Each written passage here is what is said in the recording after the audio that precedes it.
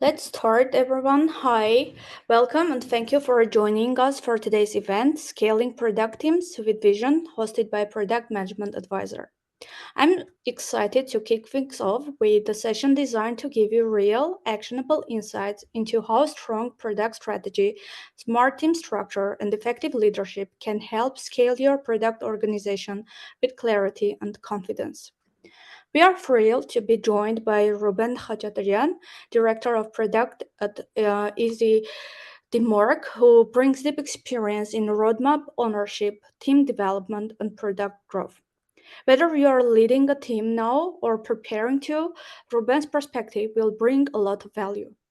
Our host is Ross, founder of PMA, who will guide today's conversation across topics like team design, innovation, cross functional collaboration, and career growth. Settle in, get ready to take notes, and don't be shy with your questions. We have built in time at the end for open question and answer section. And let's dive in. Ross, you can take over. Thank you, Tatev. I appreciate that. Thank you for the welcome, and special thanks to Ruben, our special guest for today. Before we deep dive, I would like to just take a moment to share who we are and why we're hosting these events. Product Management Advisor is a learning community first and foremost, built by product managers for product managers. Our goal in hosting these events like this is simply to create space for honest, practical conversations about the realities of building products and leading teams. We know how valuable it is to hear directly from people who are in the trenches, like Ruben and others. They're not just speakers, they're practitioners, they're doing the product work every day. So if you walk away from today's session with even one idea, one concept that you can take back to your workplace, back to your team, then we've done our job. So thanks for being here, and we'll keep this going. For our audience, Ruben, can you start off with a quick snapshot of your product journey? So, what was your first job in product? What pulled you into product leadership, and ultimately to your current role at EasyDMARC? Awesome. Thank you very much, first of all. And I'm really excited to be here today. And I appreciate you all joining this conversation. Thank you very much, Ross, for the invitation. Thank you, Data, for organizing this. And I will always say that any chance to talk about product management and leadership is a chance to reflect, learn, and connect. I'm Ruben, Director of Product at EasyDMARC, and my path into product wasn't textbook. I started in marketing, spanning about 8 years, understanding the customer psychology, crafting messages, growing digital funnels, boosting and optimizing the conversion rates, and so on. But then, like many of us, I got swept into product through a startup, and I was co-founding a new venture and naturally found myself owning the product side, from wireframes to launches. And at that time, I realized that something really very quickly, building products wasn't just part of the job. It was what I loved the most. And after that experience, I made a full pivot into product management, and I've never looked back. And that was about 6-7 years ago. And joining EasyDMARC was a defining moment. And back then we were a small team, maybe 8 to 10 people, trying to simplify something deeply technical, domain authentication topics, specifically in our area, DMARC. And we weren't just building another SaaS tool because we were making a global protocol mandatory for anyone sending email, accessible to everyday users, right? So we wanted the product so simple that even a non-technical person could configure it in a minute. What drew me to product leadership, Ross, was the realization that products is the intersection of everything I care about, right? So business, user empathy, creativity, and execution. And early in my career, I was already leading teams, like in marketing, sphere, marketing campaigns, and growth initiatives. But it was in my startup days, and I saw the full picture. And I wasn't just launching features, and I was shaping how people experience value, actually. And as I moved deeper into product, leadership became the natural next step, not because I wanted to manage people, but because I wanted to build a system that enables great work, right? And for me, leadership is about creating clarity, removing blockers, helping people grow into their versions. And yeah, I knew that this was the role I wanted to keep evolving in. Yes. Yeah, it helps. Sorry to interrupt. I was going to say it helps when you know and you can see where you want to go. It helps you define the path to get there. And it looks like you knew that, you knew where you wanted to go, and you achieved it. And what's coming next for you? Yeah. What's coming next? So just one last note about the last topic. And when I joined, we were a small team with a massive challenge to simplify a deeply technical, under-adopted global protocol DMARC and make it usable for everyone, and not just for IT teams, IT admins, but business owners, marketers, managed service providers, almost for everyone. And yeah, I can right now say with a proud that we succeeded, because like this is a recognition not only from our users and customers, but also from competitors, which is a really great appreciation for the job every day we're doing, right? Yeah. Yeah, Yeah. yeah. Yeah, go ahead. No, thank you for that overview. I want to dive into some of the subjects that we lined up for, and talking about product strategy. It's a term we all Yes. use, and it may mean something a little different to each of us in the business. So, from your perspective, Ruben, how do you personally define a strong product strategy, and how do you go about gaining internal buy-in within a growing company? Because there's always differences of opinion. So, how do you define the strategy, and then how do you influence others to agree with it? Thank you very much for this question, because sometimes we are mixing up product strategy with the roadmap. But product strategy is one of those things that sounds really high level, but in practice, it's incredibly hands-on and evolving. And for me, a strong product strategy is one that's clear, measurable, and co-owned, and it aligns with the business objectives. But it also energizes the team. The moment your strategy starts feeling like a slide deck instead of living, breathing tool, it's no longer useful. And EasyDMARC will rely on bottom-top approach. I mean, PMs should own their strategy, not just follow instructions, because they are the closest to the customer, closest to the data, and closest to the problem.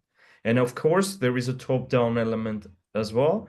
As leadership, it's our job to articulate the high-level company vision, whether it's moving into a PLG motion, improving retention, expanding monthly recurring revenue, or mitigating risks.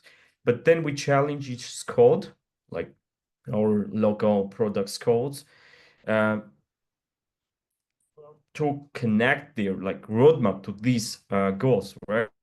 And I don't just hand out features to build, but we sometimes ask, what's the problem you're solving?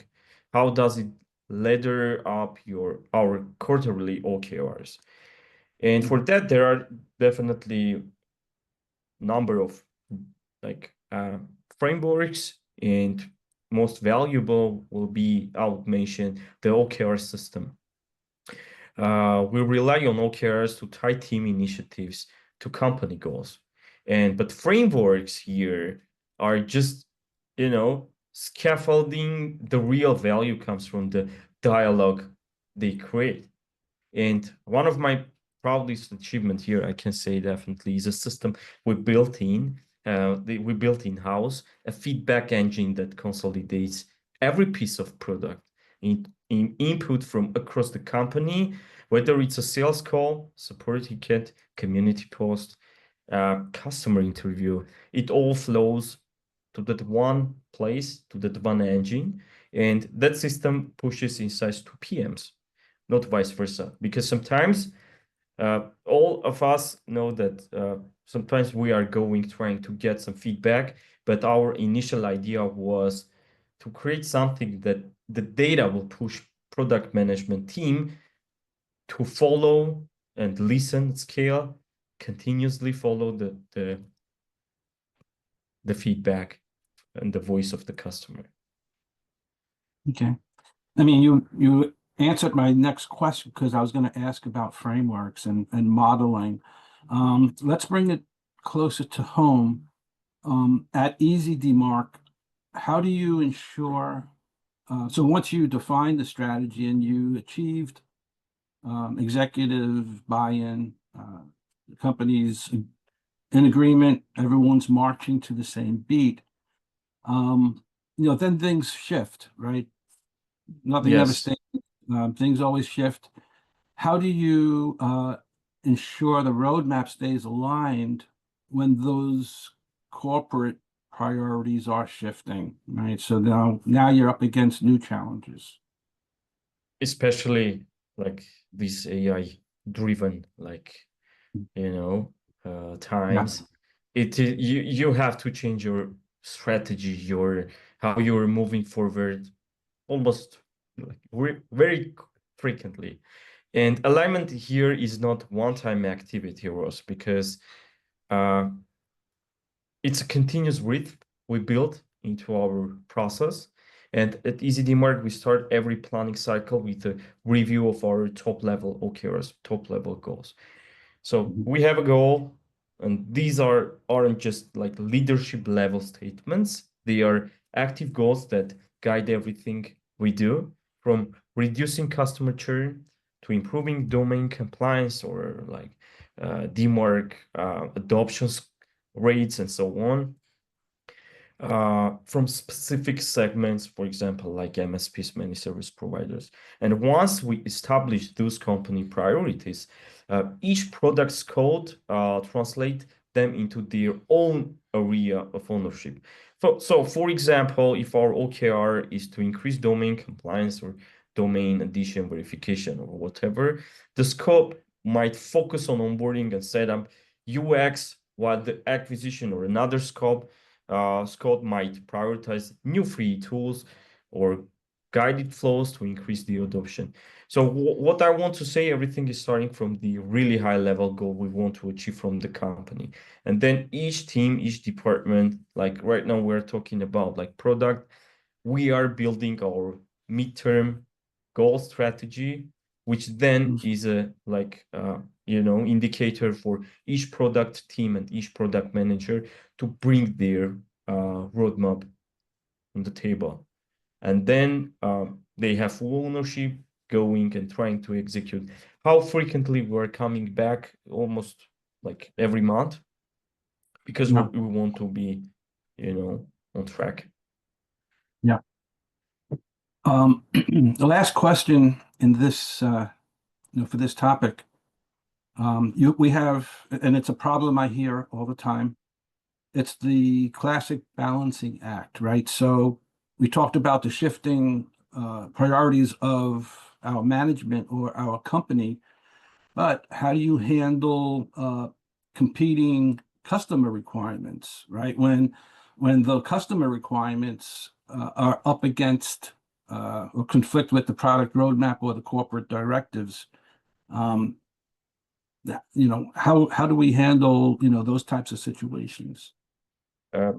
On a really high level, I will mention one thing. So it really depends on the context, and that's something I've come to appreciate over time, right? So first, it depends on the type of product we are building. Is it B2B SaaS? It's a platform as a service, B2C agent as a service. What is the motion of the company? Is it PLG, SLG, or PLS motion? So everything really matters here. And just I talked about our feedback, this engine that is serving. If we are talking about like how we are prioritizing the requests, we made it simple, okay? As many requests we get for a single feature, definitely it gets higher score and it is going to the roadmap. But I want to mention that customer feedback and customer request, and also you should not only focus on the customer request only, because you have also an innovation part. Why we are prioritizing customer requests? Because it means that there is a product, there is some offer in the market that they are offering more than you offer to your customers. It means you have to like make this balance equal, and after some point you shouldn't start, you should be one step ahead, right? You should like follow your intuition, and then as a product team, it's your goal to bring innovation on the table, to be one step ahead from your customers, from your competitors. And at EasyDMARC, definitely, apart from what I just mentioned, we closely collaborate with our co-founders, sales, customer success, engineering, but which partner becomes most influential depends on what we are trying to solve. Sometimes you have to just solve your sales need, right? If you are solving retention problem, I'm talking to support or customer success. If we are driving acquisition, then you have to think with the growth and marketing. It really depends on the problem you are solving in the company at that time. But no matter who I'm working with, I always center strategy around two things. Customer voice, are we hearing that? Innovation, as I already mentioned. Are we just keeping up, or we are setting the pace? And because while stakeholders are essential for alignment, strategy should be informed by users and led by vision. That's how we are trying to create all this stuff. Yeah, no one said it was going to be easy, right? And No. and I think you said, communication is key, making sure all stakeholders are aligned, being fluid, being ready to shift gears, right? Depending on where the resistance is coming from. But I appreciate that. Let's shift gears here and move into our next topic, which is, if I can get this going, team building, or structuring teams and building career paths. I love this part. Yep, it's dear to a lot of dear to myself as well. Ruben, how do you approach structuring your team for long-term? And by the way, just to backtrack, this is what PMA is about. It's about helping PMs thrive in their careers, no matter what direction they want to go. So this is near and dear to my heart here. At EasyDMARC, how do you approach structuring your team for long-term growth and flexibility? As a product leader, so this is for product leaders, definitely the most important part, how you're structuring your product organization chart, or like the team structure itself. And I will do one step back. And when I first joined EasyDMARC, we had many early stage, like as a lot of companies, we were a single flat product team. Everyone were multiple hats, worked across domains and hustled to get things shipped. And honestly, that worked for a time. But as we grew, new customers, new product lines, new complexity, new requests. That model started to show cracks. And I'm talking right now team, but you know, it showed that prioritization is also difficult in that structure, because focus was split. So, and the team lacked clear ownership. Who is doing what? Who is owning which part of the product development? So we made the shift. We restructured the product organization into autonomous squads, each with a clear defined mission, a dedicated PM and product owner, and full ownership of their scope. So one scope focused on authentication and infrastructure and the policy enforcement topic, for example. Other scope handles onboarding and so on and so forth. And that structure enabled what I call parallel velocity. Instead of one large roadmap that everyone competing, trying to get things done, we have multiple streams of progress running simultaneously. And it also created space for deeper domain expertise. PMs now own not just features, but the problems behind them. Okay. And that's where real strategy starts to emerge, when the people building the product are also the ones shaping the direction. And about this chart, I want to talk a bit, Ross. I'm not sure if I'm out of the scope or not. So I just want to mention key thing here about this exact chart, because I love that. And best product teams are built on clarity and coaching, we all know. And at EasyDMARC, I have created the detailed competency framework that you can see right here, that defines 12 core product skills, like product discovery, stakeholder alignment, data fluency, strategic thinking, and so on. And for each role, here you can see that, because your associate PM, your product manager, your senior product designer, even product owner, we started to define what's good and what's great look like across each competency for each stage, right? And it's not just about checking boxes, it's about helping people to understand what the company expects, because these exact charts are showing our expectations. Like, this is our benchmark for the company. Maybe in some companies it is not working like that. For example, associate PM should have really strong skills for managing up skill, or team leadership even, I don't know, just as an example. But this is what works for us, right? And then we are saying that here is your current stand. Here you are as a product manager. This is what we expect. This is where you are, and how they can grow in structured, visible way. For example, as a product manager, you want to shift to senior level. Here is your clear goal, what skills you should develop, because you are here, you should develop your skills to move ahead, right? Yeah. And yeah, I saw this slide this morning. I fell in love with it. I think it's great. You were talking about team structure and clearly defining roles and expectations of team members. And this lays it out, I think, brilliantly. For each level or each tier, it clearly illustrates, for the product manager, where they're at, and what where they have to go, go if they want to reach certain levels. So this is a brilliant map.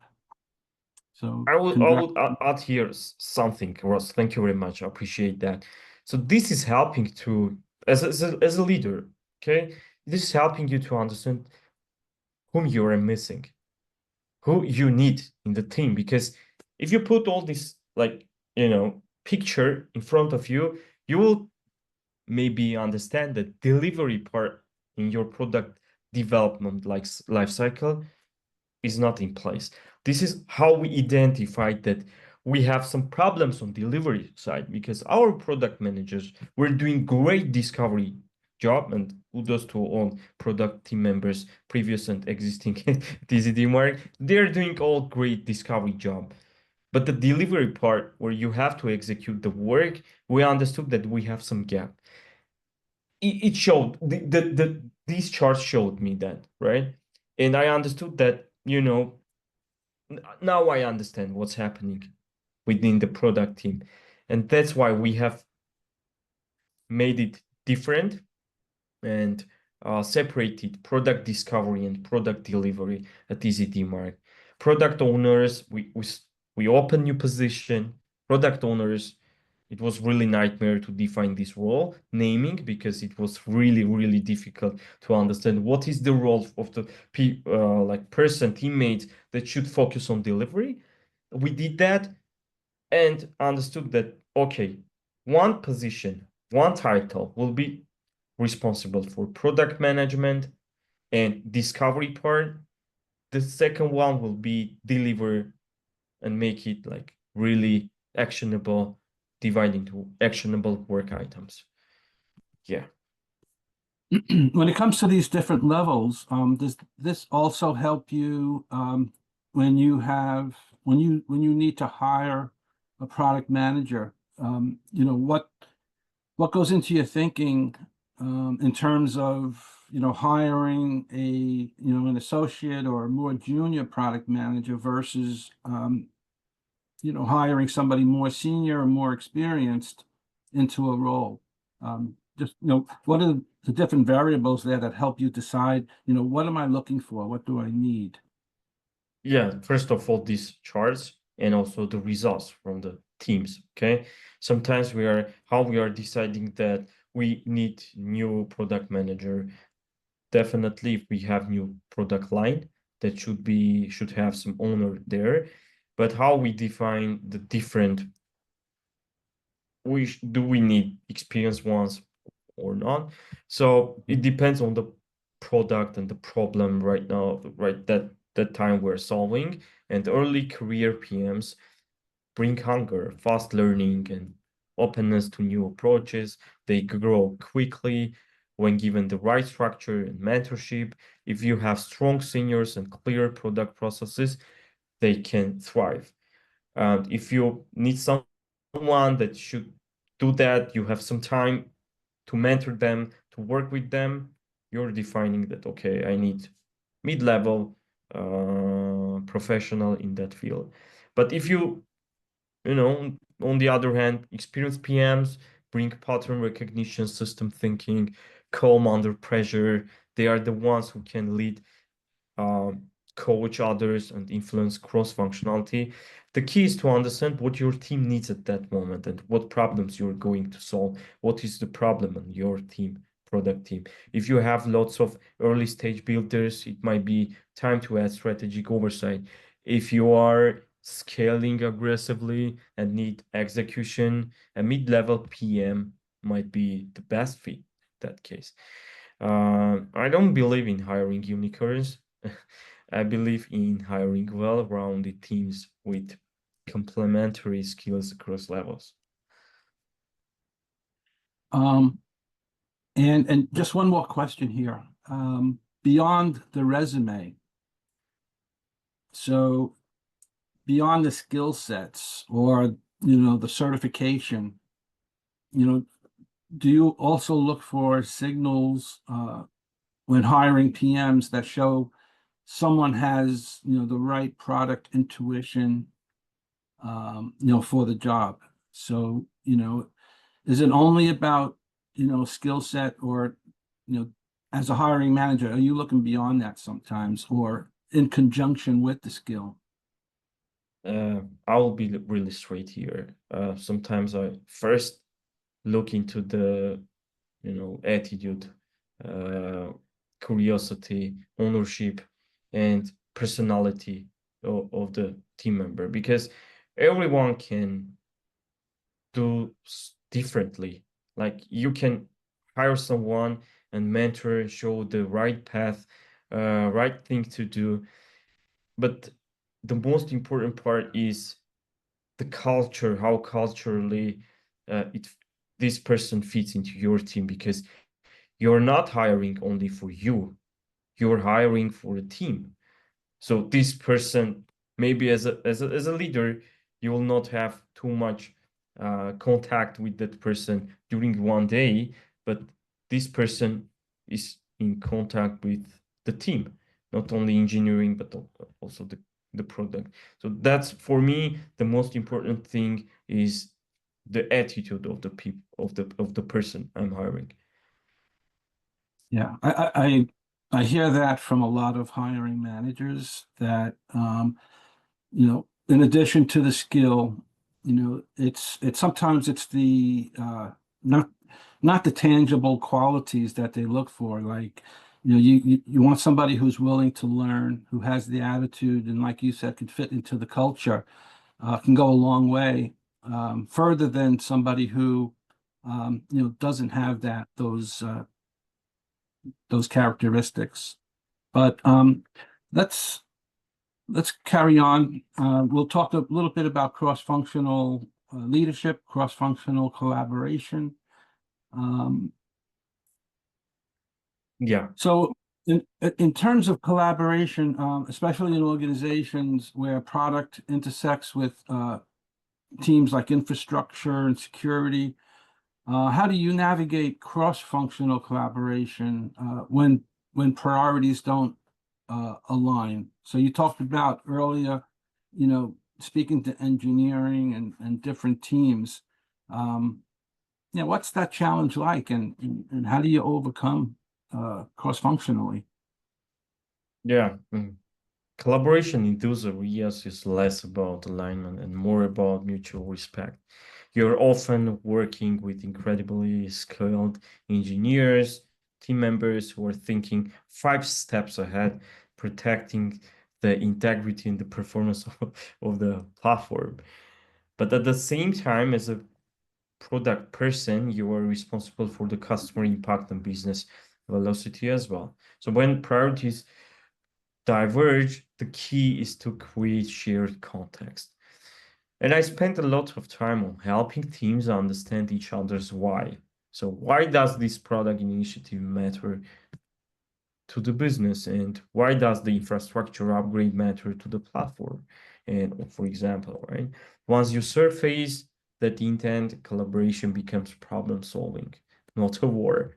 And one approach that worked well is to establish joint planning windows where engineering and product teams or other team members, like other departments, define trade-offs together. And for example, when we had a release that would impact, for example, our DNS querying load, we didn't just push for release. We worked with infrastructure, explored phased rollouts, caching strategies, and many more, right? And the goal isn't a compromise. It's alignment on long-term value, even if it means short-term shifting plans, something like that. Yeah. Because I'm sure there's, when there is misalignment, tensions, can be strong. So, it's I guess it's about keeping your cool and to be able to handle stressful situations like that. From your perspective, Ruben, what sets a great product leader apart from a good product leader? What are those intangibles that you think makes up the difference there? There are a lot of great product leaders that I'm following, and I'm trying to be like them. And for me, the great product leaders don't just ship features or products, they create clarity in chaos. So they see around corners, connect dots, under miss, and make the team feel confident even when the path isn't fully defined. And I think a good product leader is a strong executor as well, but a great one elevates everyone around them. They build systems, not dependencies. They coach, not just manage. They make the strategy feel alive. And also, and this is underrated, I think great product leaders know how to say, I don't know. Because sometimes we miss that, right? But they follow it with, let's figure it out. That humility, I guess, creates psychological safety, which unlocks creativity and ownership across the organization, the full organization. So if I had to summarize, I think great product leaders inspire action, own outcomes, and raise the standard without raising their voice. That's a good summary. I'm going to jump to the next section, and I had to ask about this. The audience probably doesn't know, but I know that you were in New York last month and you attended PRODUCTIONCON. So I wanted to get some insight from you. I wasn't fortunate; I did not attend. So I'd love to get your take on PRODUCTIONCON. Specifically, what themes or insights that you saw that stood out to you? Was there anything that made you take a step back, Yes. to give you a different perspective than how you were handling things, prior? Yeah, Like sure. what you learned and what stood out? Thank you very much. And the PRODUCTIONCON this year was packed with energy and around more than 2,000 people and product leaders. We are no longer, this is what I understood. We are no longer just building tools. Everyone were talking about AI agents, how AI can replace the tools and processes you're right now struggling with. And I understood that right now we are building systems that shape behavior, strategy, and growth. And for example, that was really remarkable. Speakers like Dave Bottoms and Tim Hawley reframe product managers as general managers. And they said that, you are not a backlog manager, you're a business leader, and you need to understand CAC, LTV, churn, margins, and your roadmap should tell a business story, not just a product one. And that was really something that I love that. And AI as a strategic mode, not a feature. This was everywhere, Ross. This AI and AI as a strategy, AI as a agent, AI as a product manager. AI was everywhere, and it's just a bolt on. It's a loop. Experiment, efficiency, differentiation mode. And to make that happen, you need to reach domain-specific data. Yeah. For example, another thing I can recall is about the execution speed and lean decision. So Soul Cycle, that was a company losing 99% of the revenue in days during COVID, how they bouncing back through the daily iteration and cycle. That was really interesting story. And like it was, don't wait for perfect, move fast, adapt, ship, learn, this motion, and how they using this motion could bring the company back. Yeah. So, did anything reinforce or validate the direction you're already taking at EasyDMARC? There is.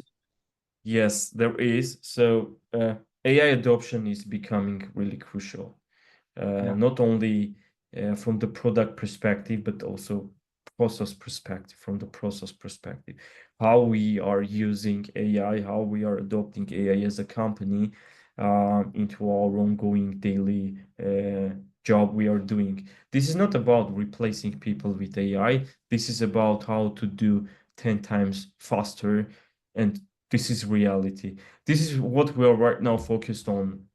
Team, for example, I can bring an example from the product team. It is taking time, like creating and defining PRD product spec, it's time consuming, and we did something, and we use right now adopted AI, which is saving already 3-4 working days. And not only this is just creating the product requirement document that can be shared by development, but the whole process is starting from the discovery, ending with like breaking down into smaller tasks and work items for the development, and it is saving tons of time. And there are a lot of product ideas that we have as well, but right now this is kind of confidential, and really soon we'll have really big update on this. And yeah. Yeah, I hear what you're saying with AI. We publish, we have something called the Daily Product Pulse in the PMA community. It's basically keeping everybody, the idea is to keep everybody up to date on current events. On a day-to-day basis, we cannot find an article that is not about AI, how AI interacts with product management, how it affects this or that. It's just impossible. So it does dominate the conversation these days. So I'm not surprised to hear you say Yeah. there's a lot of AI at PRODUCTION. I believe that. We're going to shift to one more topic we have, and this is for our audience. So in terms of advice for our audience, what guidance, as a successful director of product, would you offer someone aiming to take that next step in their product career? So, somebody who's maybe the junior PM, they want to be a senior PM, or they're a PM, they want to walk toward leadership. What words of advice can you give the product manager today? Awesome. The first I would say is become the best user of your product. That's really helpful. When you're a user of your product, what you're building, you know better what's happening, what you are missing. And if you don't love using your own product, something is off, right? And use it daily, feel the friction, catch bugs, and so on. But if you're a user of the problem, you are also the stakeholder of the problem, and you're not using your product to solve that problem, it means you have to do much more. Yeah, invest in discovery. This is always I say. Many PMs over focus on delivery, but if you're not deeply understanding the problem, talking to user and triangulating data, you're building blind. So my advice will be invest in discovery, and push hard, stay grounded. The best PMs I've met have one thing in common: they take responsibility, they act like owners, they do the hard work, but also stay kind, calm, coachable. And burnout is real. This is an imposter syndrome. This syndrome is real, but community helps, feedback helps, system help. Yeah. What would you say to those who are uncertain, right? Maybe they feel like they're burning out, what they're currently doing. What's helped you stay grounded? No. And continue and to continue growing? You have to challenge yourself. It is not about only product management, but in all sphere. You should understand you don't know anything. You don't know. You are not aware. You have to learn every day to be in pace and to learn more, because right now the technology is really the shift is really fast, and you have to learn to be on the top. So And for those who is just deciding, like they are thinking about shifting to product management, I would say yes, definitely, because we now need more, because in this AI, world, the role of PM is more emphasized.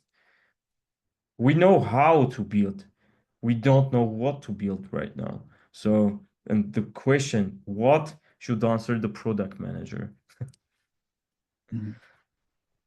I have one more question for you, Ruben. We'll close this out. Maybe you already answered this question, but what's one mindset or habit or behavior that's had the biggest impact on your success as a product leader? And don't be humble. I think hardworking. This is something that is coming to my mind. Yeah, because we spent, as a team, we spent a lot of time on thinking, doing hard work, failing. I think this is the skill I can mention, Ross.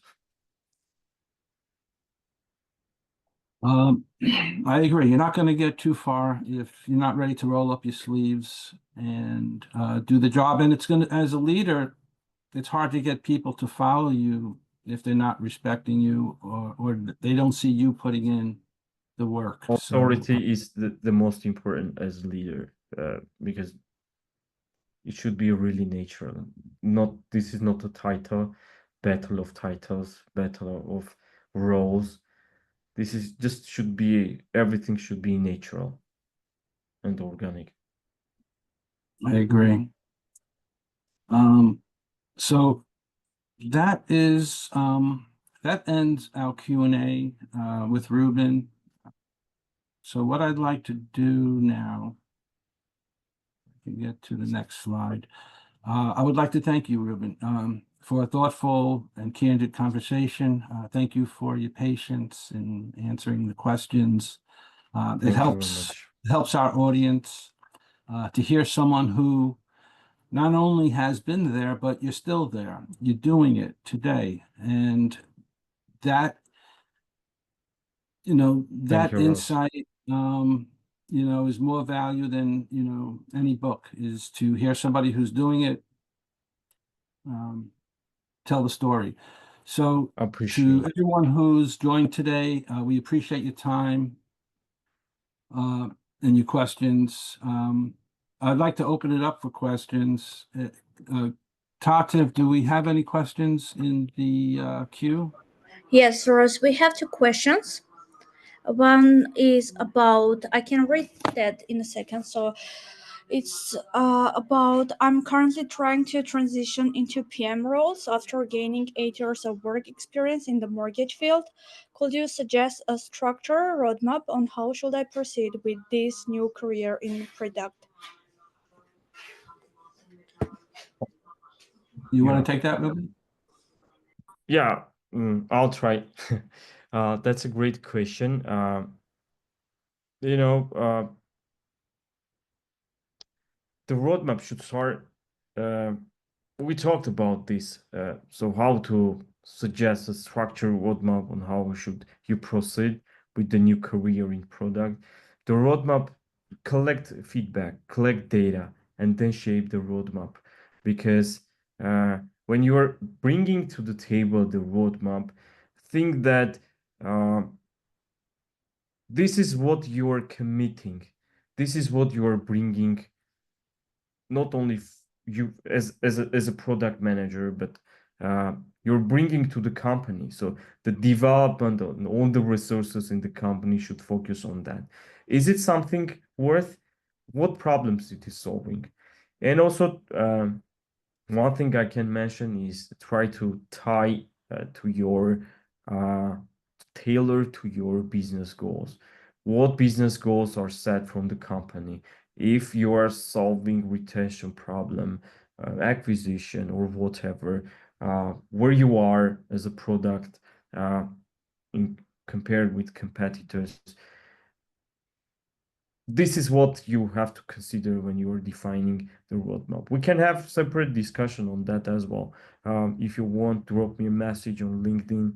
We can have a talk, and I'll be really happy to help you with any materials, any product management materials to help you define all this stuff.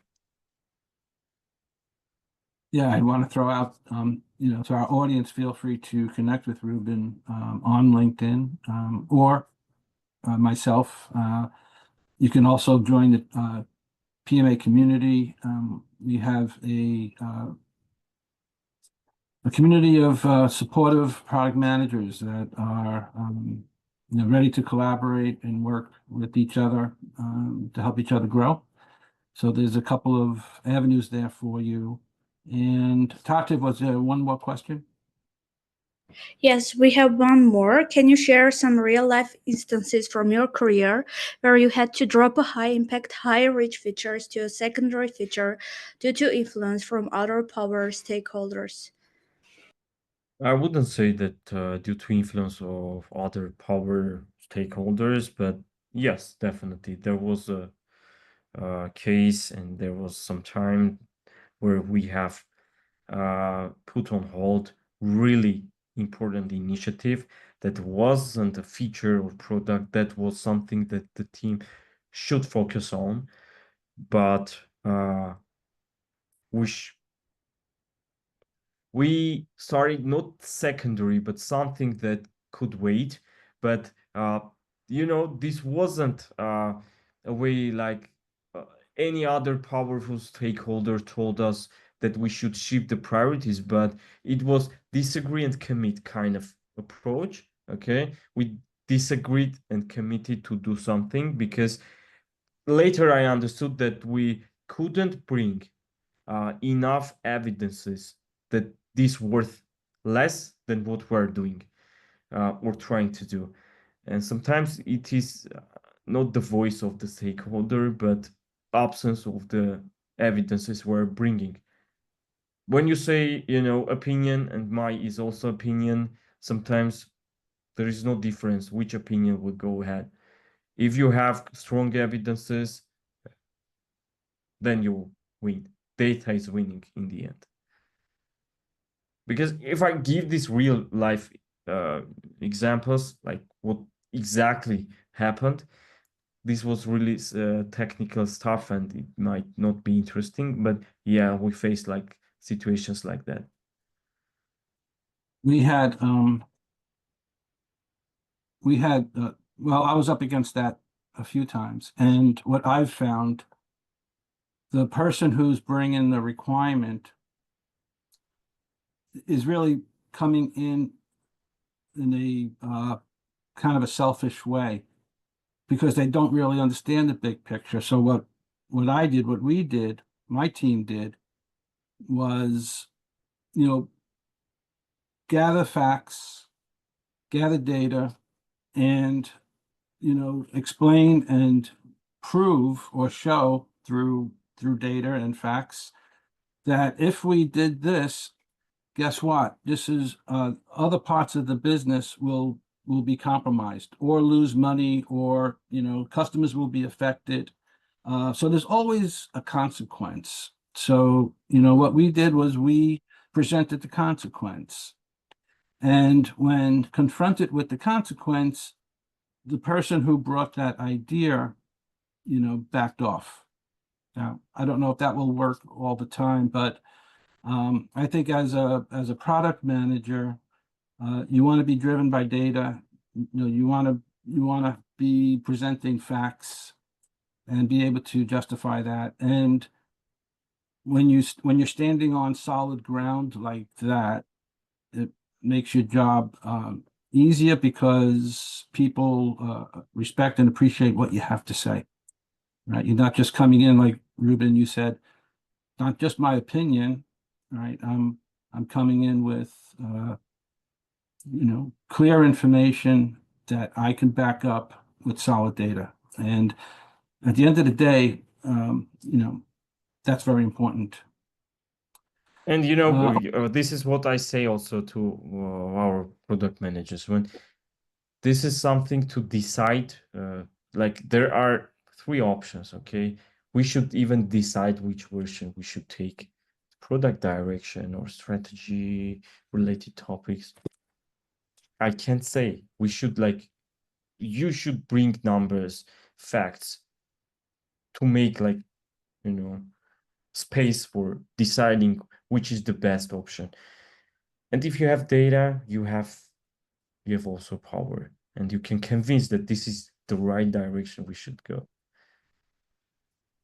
Here, here. All right. So thank you, Ruben. Another question, if we have the time. Shall I I'm read sorry, it? one more question? Yes. Yes. So the question is the following. I was working as an APM back in India. However, I was taking up many responsibilities of the PM as well. Now in the USA, what should be my approach to get the PM position in my next job? What will be expectation from me, and do I need to do any certifications?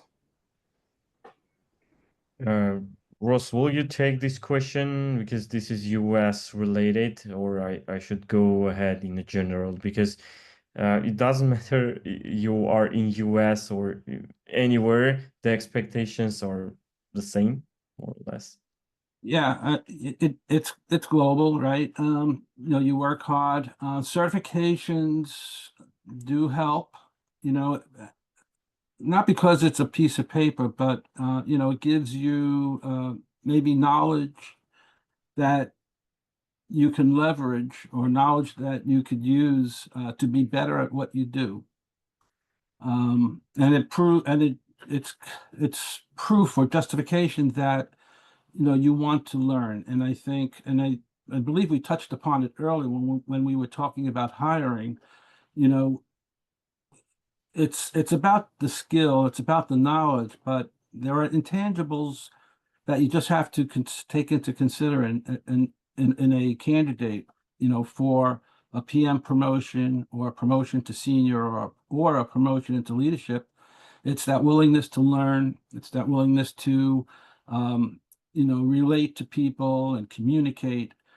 You have to have those soft skills. So there's a lot of variables, but I would say that if whoever was asking the question, if you have the desire to learn, and you know, the certifications don't hurt you, right? They help you, but you'll have the work ethic, and you know, set a clear, like managing any product, have a clear roadmap for yourself, for your career, know where you want to go, lay that out, and then you work toward it. And what you can visualize, you know, you'll be able to monitor your progress, and ultimately, I know you'll achieve your goals. I think we're just about up to time, so I just want to officially wrap up today's session. I want to give a quick look to at what's coming up in our live series. On June 26th, we'll be talking to Anthony Aiosa. Anthony is a vice president of product marketing, and we'll be discussing the dynamic between product management and product marketing, and how alignment between these two functions can unlock real impact. And we were talking about collaboration. Collaboration between product management and product marketing is key. On July 10th, we're excited to feature 𝐏𝐫𝐨𝐝𝐿, who'll share his non-traditional path into product and how he's turning ideas into outcomes at PathPoint.